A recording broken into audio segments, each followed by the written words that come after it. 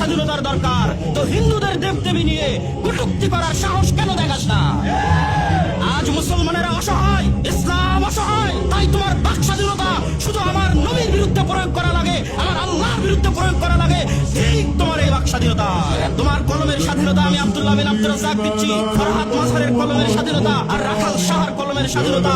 সাহস থাকলে নরেন্দ্র মোদীর বিরুদ্ধে এরকম কটূক্তি করো দেখি, ডক্টর ইউনূসের বিরুদ্ধে এরকম কটূক্তি করো দেখি। সাহস থাকলে শেখ মুজিবুর রহমান, জিয়াউর রহমানের বিরুদ্ধে এরকম কটূক্তি করো দেখি।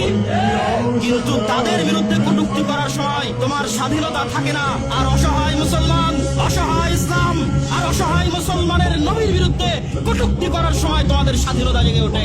এই যে যাদের নাম উচ্চারণ করলাম, যাদের বিরুদ্ধে কটূক্তি করতে তোমাদের বুক কাঁপবে, এরকম হাজারো লাখো কোটি শাসককে আমরা আল্লাহর নবীর সম্মানের বিনিময়ে আমাদের পায়ের জুতার সমানও মূল্য দিতে দ্বিধাবোধ করি না।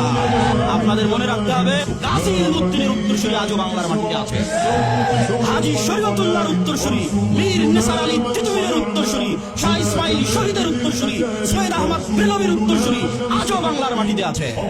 ১৭৫৭ সাল নবাব সিরাজউদ্দৌলার সেই পলাশীর আম্রকাননের ইতিহাস থেকে শুরু করে ১৮৩১ সালের বালাকোটের ইতিহাস থেকে শুরু করে ১৮৫৭ সালের সিপাহী বিদ্রোহ থেকে শুরু করে ১৯৪৭ সালের দুই দ্বিজাতি তত্ত্ব থিওরির উপর ভিত্তি করে মুসলমানদের আলাদা স্বাধীন রাষ্ট্র আন্দোলন থেকে শুরু করে ৫২ ভাষা আন্দোলন থেকে শুরু করে ৭১-এর স্বাধীনতা আন্দোলন থেকে শুরু করে ২৪-এর জুলাই আন্দোলন পর্যন্ত যত রক্ত ঝরেছে তার ৯০% বেশি রক্ত এদেশের মুসলমানেরা দিয়েছে।